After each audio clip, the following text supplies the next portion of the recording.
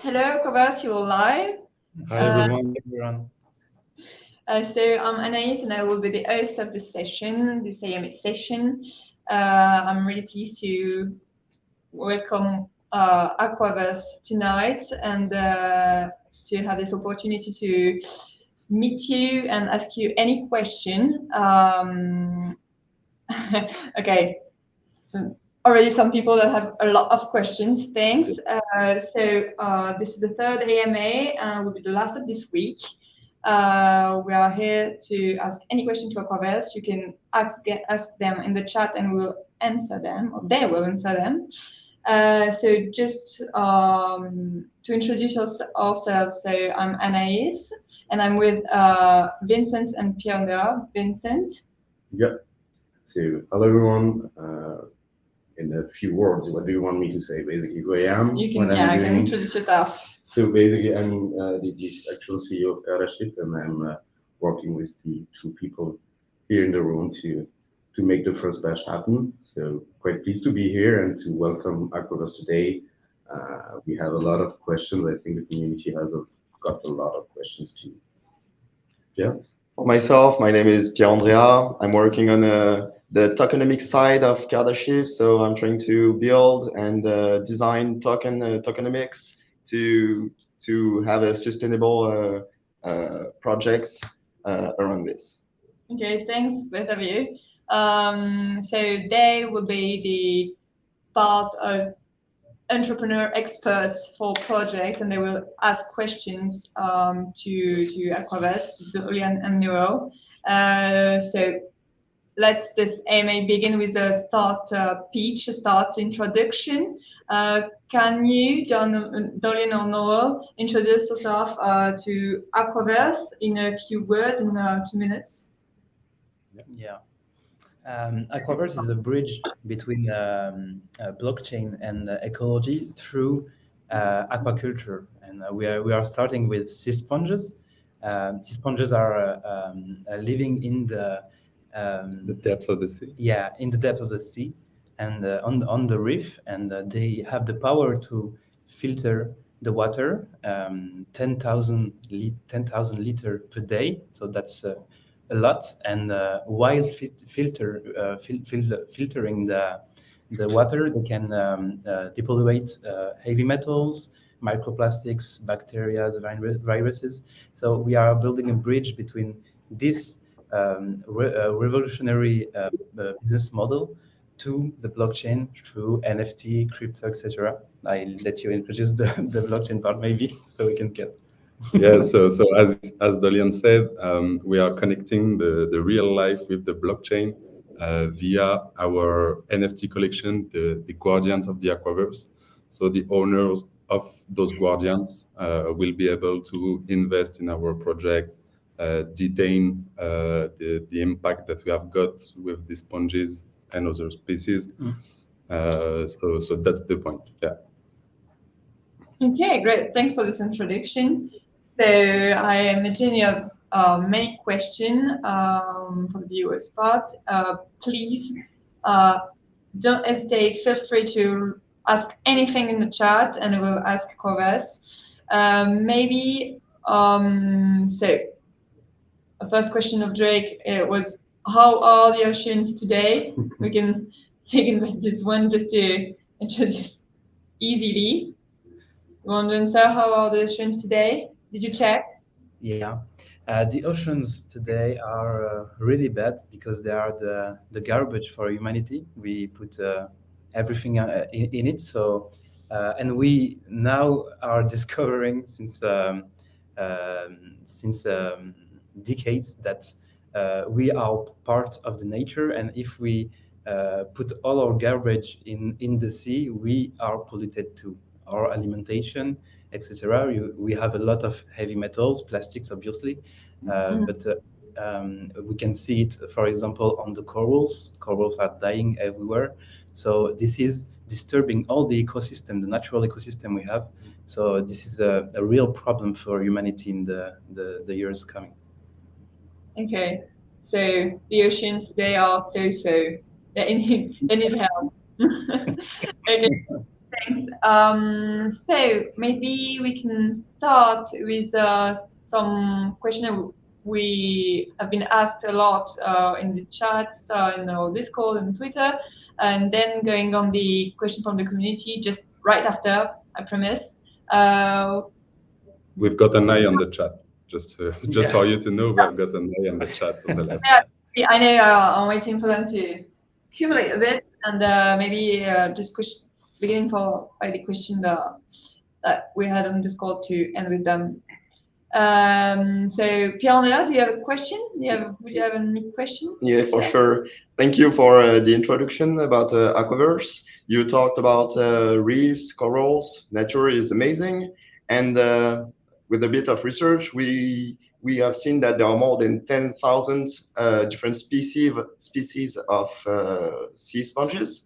How do you select the sponges? What is the selection process? What we are trying to do with the sea sponges are quite innovative, and there is not a lot of people that are doing this. So we have a lot of R&D to do. That's why we are talking also about other species, because during all this time of R&D, we will have to go on other fights, like with algae. We can capture the CO2 and have oxygen, but sea sponges. For now, I'm explaining that because we will focus on one species that is really is the most studied. This is Spongia officinalis. This one is in the Mediterranean Sea, and this sponge, we have proved that with this sponge we can depollute heavy metals, etc. Also, this is the species that we used the most in the human history for cosmetic use, medicine, etc. So we'll focus on it, but we saw that also there is other papers from scientists that are showing that other species have also the ability of cleaning the heavy metals, for example. So all species don't have the same depollution rate for the heavy metals, for example. So when we will come to a place, maybe Marseille in France, we will look at which heavy metals we have. If we have cadmium, plumbum, for example, we will choose the species that have the best depollution rate for those heavy metals. So we are building this library by doing R&D to know the power of each species of sponges. Okay. Thank you. Okay, thanks for this question. And I think that another question asked by two people there is a perfect following for this. Is you talked about the capacity of the sponges to filter microplastics, heavy metals, and so the question of Laura Borough is, what do you do with the dirty sponges? And showing the other one of Drake is a bit more developed. If the sponges will capture microplastics, heavy metals, how do you get rid of them later? So microplastic and metals. How do you clean these products if you sell them? When the sponges are filtering the water, yes, indeed, there is some heavy metals in it. So we work with some scientists that are extracting the heavy metals from the sea sponges and let only the spongine, that is the protein, the fiber, the spongy fiber we have in the sponge. So we can separate them. We can isolate each heavy metals, and those heavy metals we want to sell them. That's a choice. We want to sell them to the industry, because to produce some heavy metals, it's really polluting. Really, it's you have to extract 1 ton of rock to have only 1 gram of heavy metals for some heavy metals. So, and all the rock we don't take because there is not heavy metals. We put it in the sea almost every time, and in this you have other heavy metals that the company is not seeking about. So it's a really polluting. So we want to recycle heavy metals and to stop the traditional production of heavy metals. I just want to add something to make sure that this is clear. The sponges that depollute, that accumulate the heavy metals, are not the one that we sell as shower floor, for example. There is 2 tanks in our aquaculture plants. So in the first tanks, you will find the sponges that bioaccumulate and that depollute the water. So we can have fresh water, a clean water to produce the sponges that we are going to sell. So them are growing in a clean water, not in a water full of heavy metals. Okay, perfectly clear. So thanks for this answer. I'm going back to the chat, and this depollution capacity seems huge, and I would like to maybe deep dive into the question of Lil Doring about blockchain and ecology. I know that this is a question many people want to have the answer about. So can you maybe give some arguments about how blockchain and ecology can be linked? Is it real? How can you do this? And I'm sorry, I can't put the question on the screen. I don't know why, but I'm trying. Right. How come? Okay, I think that I have seen this question. So first of all, yes, blockchain and ecology, is it real? Yes. So as I said, first of all, the choice of the blockchain was one of the main choice when you are speaking of ecology. So we have choose to go on the Elrond blockchain because at the time it was the first European blockchain that is carbon negative, because Elrond compensates its CO2 impact at 125%. So Elrond has a positive CO2 impact. We don't say that Elrond doesn't impact, but they have a positive. They has a positive impact at the end of the day. And we use the blockchain to finance ecological projects. So this is how we link the 2 things. So we create a community. We have got about 3,000 holders of our guardians today that are people that are going to invest in our project and get impact. So blockchain and ecology, yes, it's for real. Okay, great. So much possibility about this. Maybe another question, really interesting to dive into the impact side. Thanks for all these questions in the chat, really great. It's about the acidification and the temperature of the ocean. I'm repasting it. Sorry, my computer don't let me post it instead. Okay, great. So from Drake, in the last international report, we learned that acidification and temperature over the oceans are both rising drastically. Will the sea sponges be able to survive in a rapid changing environment? Did you already test, or do you already know if the sponges can survive?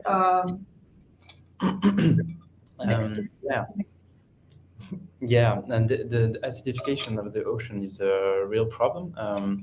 Our answer against it, to begin, yeah, it's true. The sea sponges are really, really resilient. There is some paper doing by sea sponge scientists that is showing that the coral reef is dying and the sponge reef is multiplicating.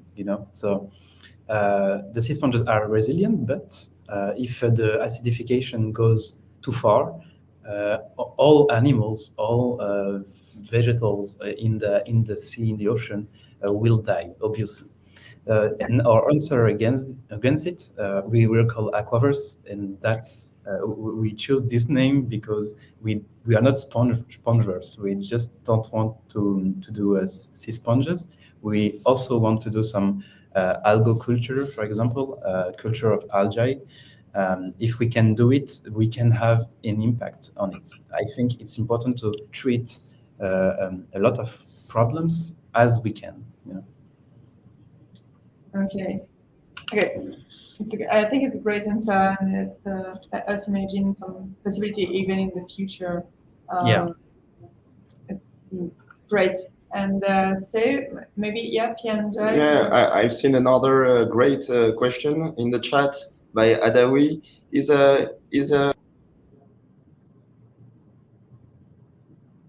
We have lost you. We have lost Anaïs, so we can't hear you, Pierre.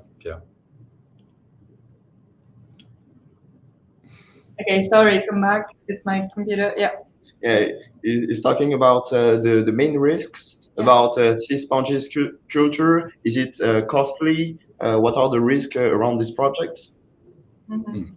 That's a great question. Yeah, as I told, we have a R&D stage to be able to make it possible. This sponge culture, and yes, the risks are maybe the costs. And we know it, so we are trying to find new ways to do sea sponge aquaculture. We have a lot of ideas, a lot of how can I say that, hypothesis to test, and that's why we are launching now our R&D roadmap from now, and we'll have some answers on it, and that's what we are telling to our community. It's a challenge.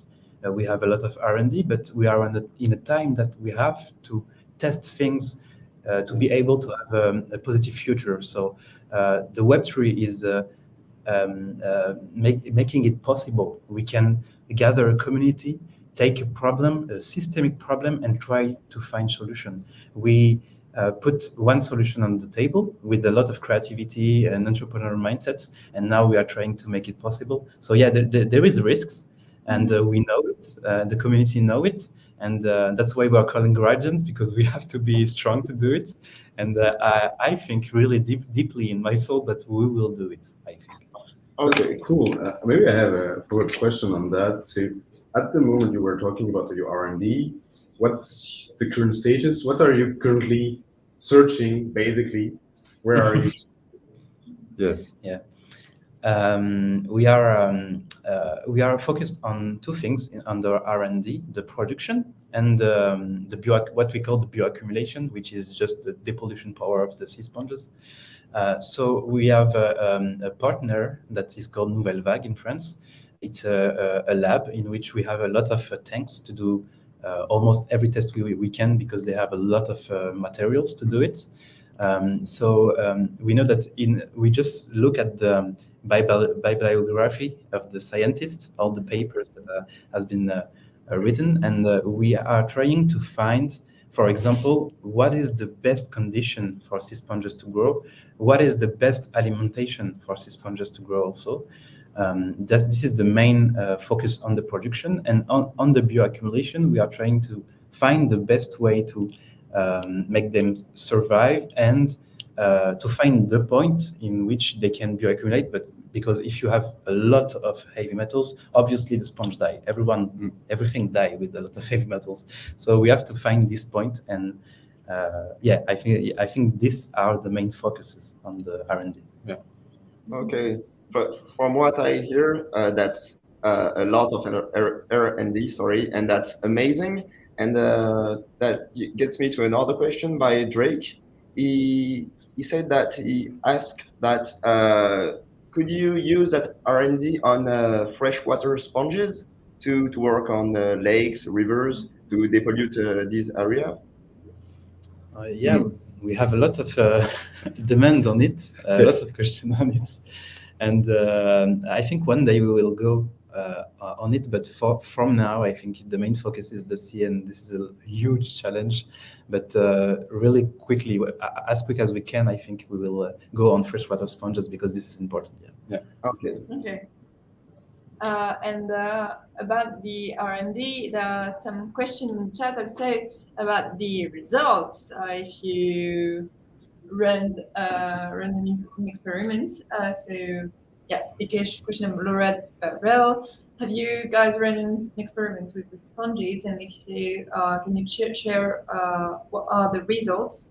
And also, Trish is asking for the most interesting finding from this research and development. Please highlight it. The R&D phase just began now. In the R&D phases, you have also you have to gather scientists, have a strategy, scientific strategy. So from now we are on this stage. We have a lot of ideas. We are writing the experimentation protocols, the synthesis of all the papers that are existing now. We have a cahier des charges. I don't know how to say it in English, but this is a whole task you have to do. Yeah. What? The requirements, project requirements. Yes, exactly. Yeah. Exactly. So we are writing all this, and at the end of the year, maybe on October, September, everything is okay. We will launch the first. We'll put the first sponges in the water, so we'll have the first results. And our goal is to make it transparent to the community.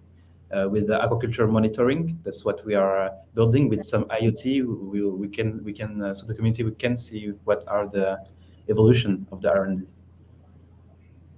Okay, great. Can't wait, I think, for everyone.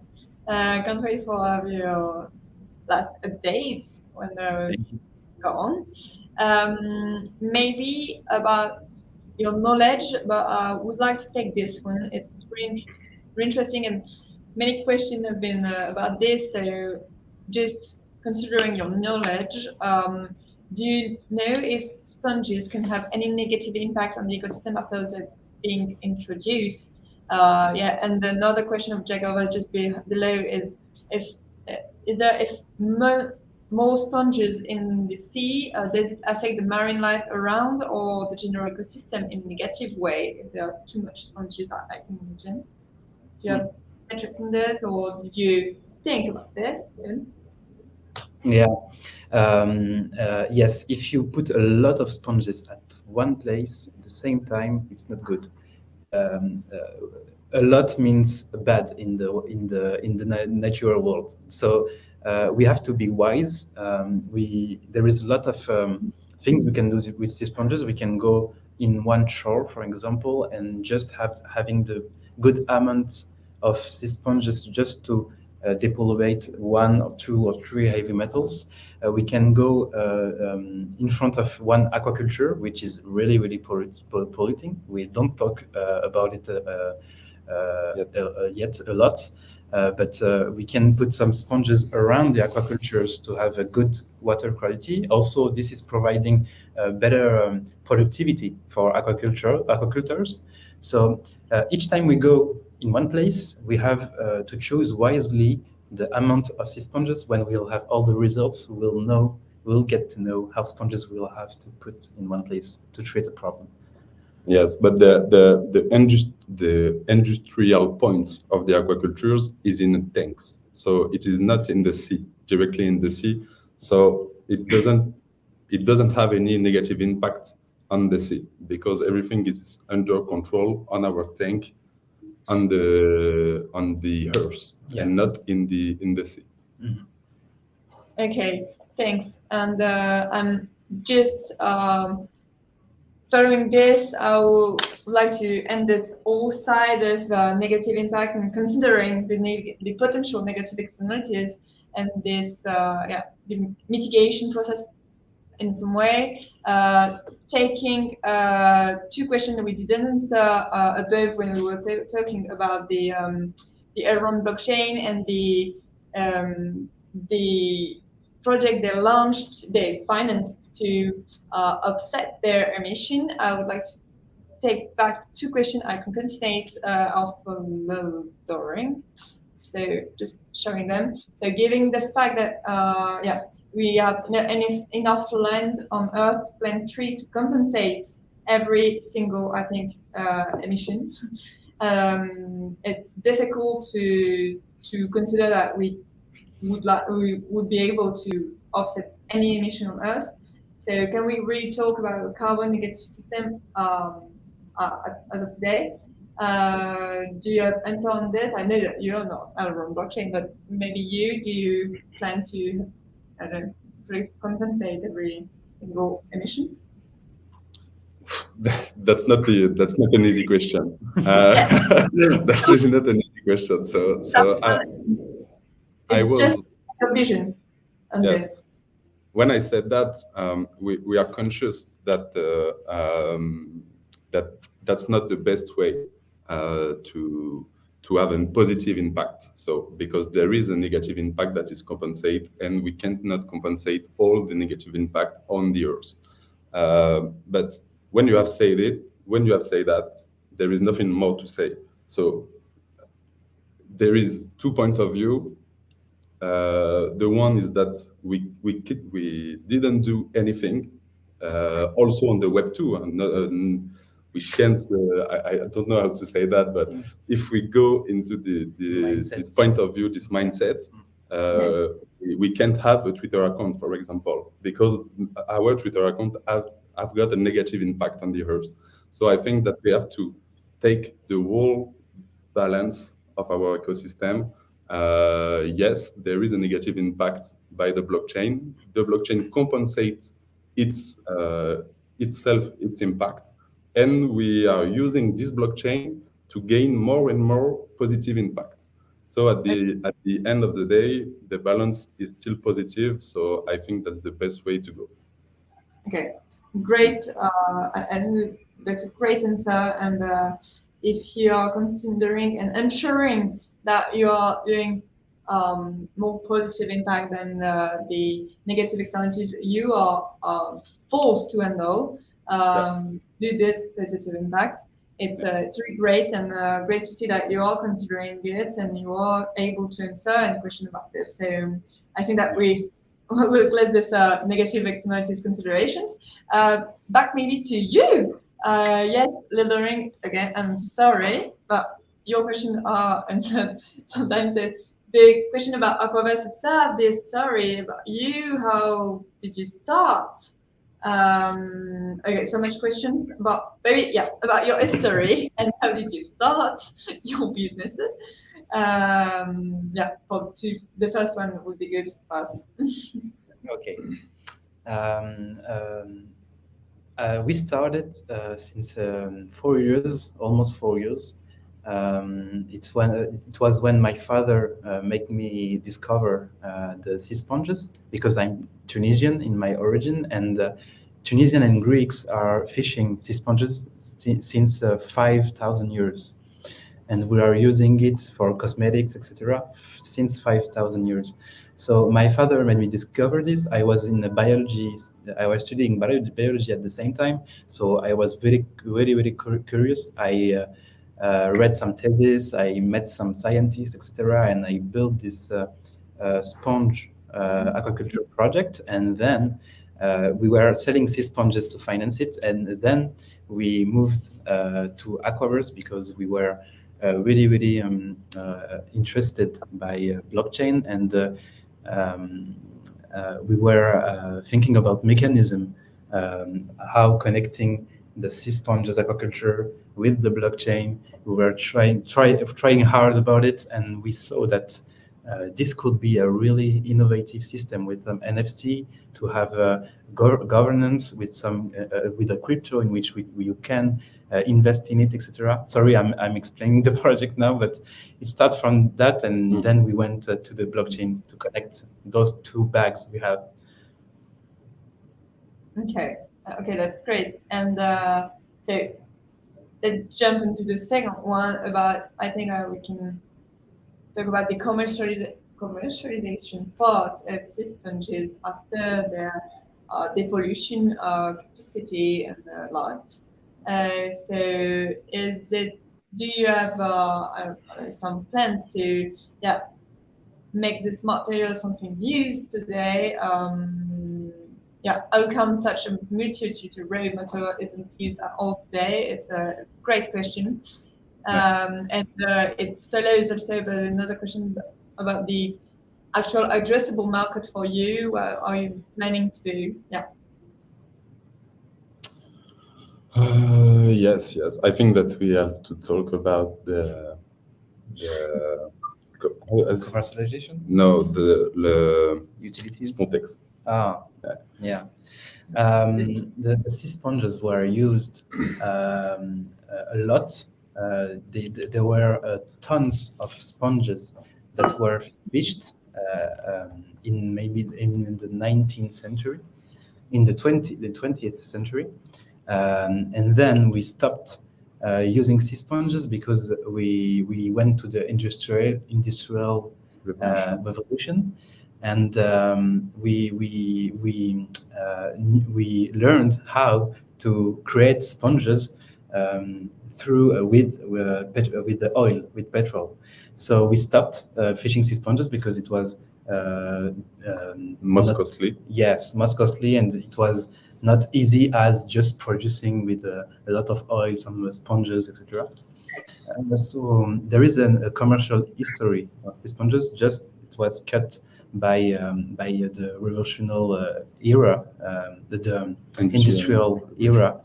And for now, I think humanity is getting conscient about the fact that we have to go back on ecological solution, and we already since 2 or 3 years we sell some sponges in some stores as a shower flower, skin for the skincare, etc. And also we saw that we can do a lot of things with sponges. We can do thermal insulation, but it's also a challenge. We have to do some tests. We already have done some feasibility tests for the thermal insulators. It's almost isolating like the glass wool.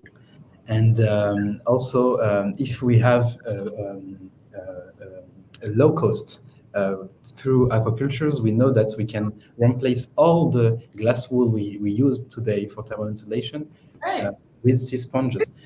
This is one market, so there is a lot of markets. We know that we can do some money on it. Okay. Yeah, exactly. And following your last sentence, I think that Leldering again and Adawi asked a really, really interesting question about the market. What is the actual addressable market? What is the percentage of the market that you plan to get over?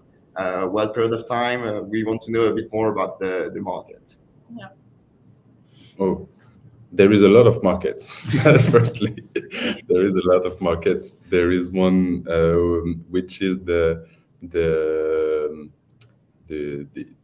body hygiene. I don't know if it's the good terms. Yes, but the body hygiene. We are still still selling our sponges in more than 30 shops throughout in France and some in Belgium and USA. Yeah. So there is this market. There is the thermal insulation market. But what percentage of the market do you plan to get over, and what period of time? It's something really difficult to say today, because we are still working on those things. Like we said, the thermal insulation, we had to do those tests before to test the market. Now we know that we can do a thermal insulator with sponges. We are trying to reach the market. There is a few days we have got a call with one VC from Bouygues Construction to move forward for maybe a partnership on the R&D and the selling of those projects at the end. So we are reaching those markets today, but we can't really tell when we will get 10, 20, or 50% of this market. Okay. I just have a question because you just told about the body hygiene market, which is a quite interesting market. But as I understood your project and the sponges, it's a product which should last longer. I don't know if it's a lifespan. I don't know how much time should a sponge last, but if it's a long time, At is least a few years. there is a problem with the buying sponges because someone who's buying one sponges won't buy another in a short time frame, which is the actual business model when you're talking about retail products. That's why we have to find a lot of way to sell sponges. So the body hygiene is one of them. The thermal insulation is a second one. The depolluting services that we are going to sell to community, to cities, to industrials. That's another way to have some. That's another market. Yes, that's another market. So we have to open a lot of markets because there is no recurrency on our product. That's why we are finding all those solutions.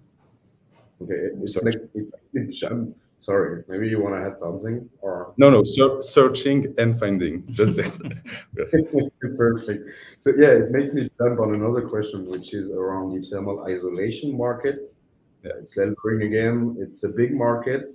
I believe it's right. It's a big market, but in terms of volume of sponges, do you know if it's possible to isolate a house with sponges? How many sponges? Yeah, basically.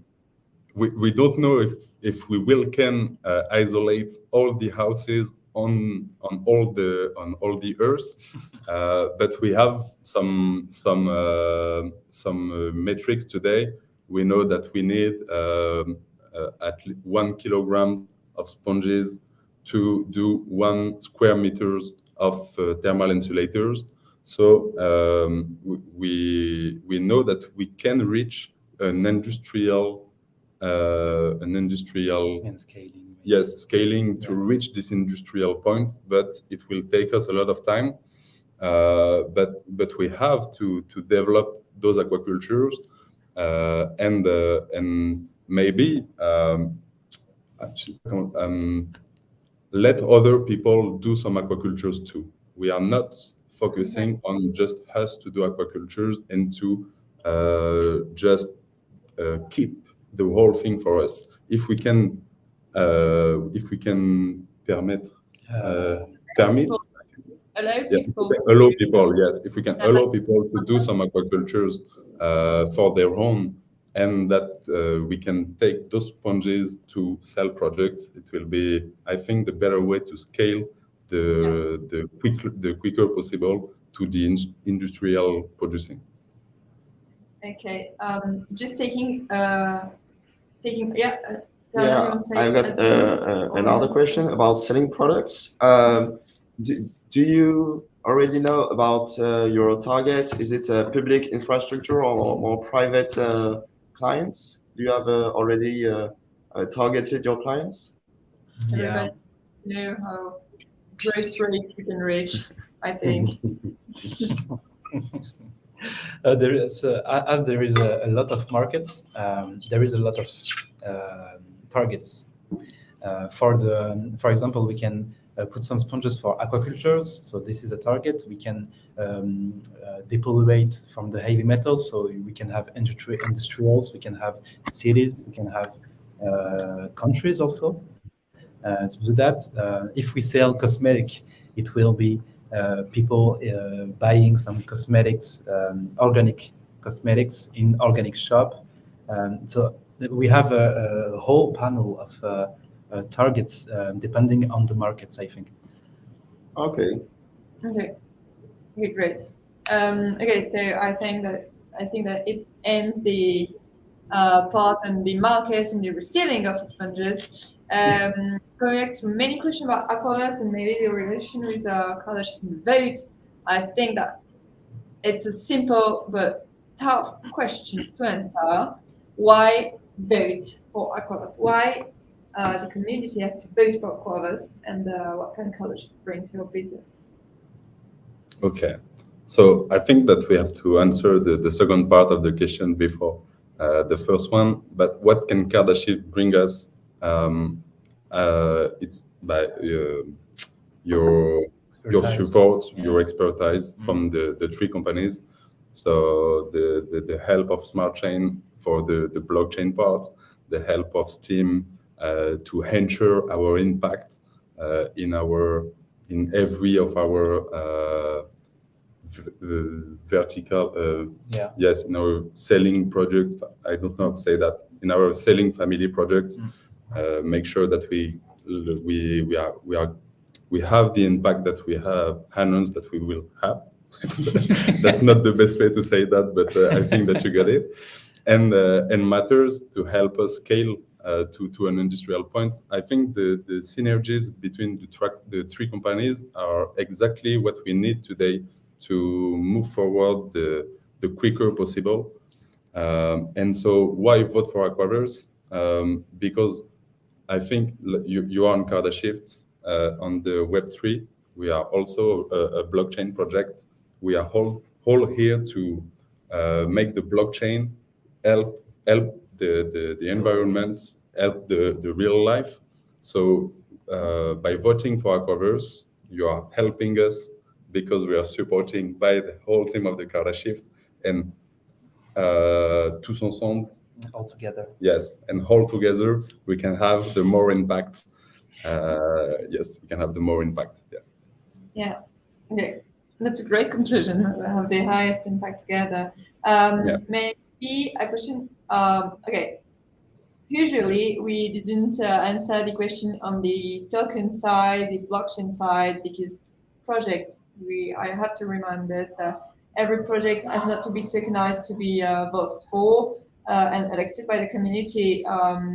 We are electing projects for their impact and their potential, not for the tokenization. And the tokenization part will happen right after the vote when the project will be elected.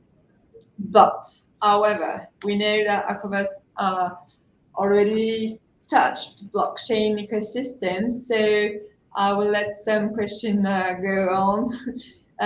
You have a question about the ADL, the ecosystem. And what this one? I think not that... Yeah, EGLD, Elrond, and not Algorand. Okay. Yes. Okay, so why did you choose the around? I think I would collect this system. Yeah, so we chose Elrond for the first thing was what I said just before. So it's the first European blockchain with a carbon negative impact, carbon positive impact. Sorry. Secondly, the capacity of the blockchain itself, because we have we are developing also a play to earn, so a game that will enhance our impact in the real life. But the play to earn need a lot of interaction on the blockchain, so we need a blockchain that can that have the capacity to scale. So today is around 10,000 TPS transaction per second, but it can grow almost infinitely. Yeah, but almost at the end, at the infinite, and the theoretical point of view. The third thing was the community on Elrond. Elrond, the second community on Elrond is the French community. The first is the Romanian, but the second is the French, and so we've got some references with the community of Elrond. So it was easier for us to talk with the Elrond community more than another. And there was a question about the time to markets. When we come to Elrond, we were the 11th of the 12th NFT collection. So really at the beginning. And the NFT community on Elrond is keep growing and growing and growing. So we have take. I don't know if we can really say that like that, but we have take the leadership on the Elrond blockchain. We have got the best numbers the best metrics in terms of holders, in terms of the sale. We have sale for 2 million euros our NFT collection on Elrond. That's the highest sold out on the Elrond blockchain. We have the community that is the most engaged. The most engaged community on the Elrond ecosystem. So I think that the time to market was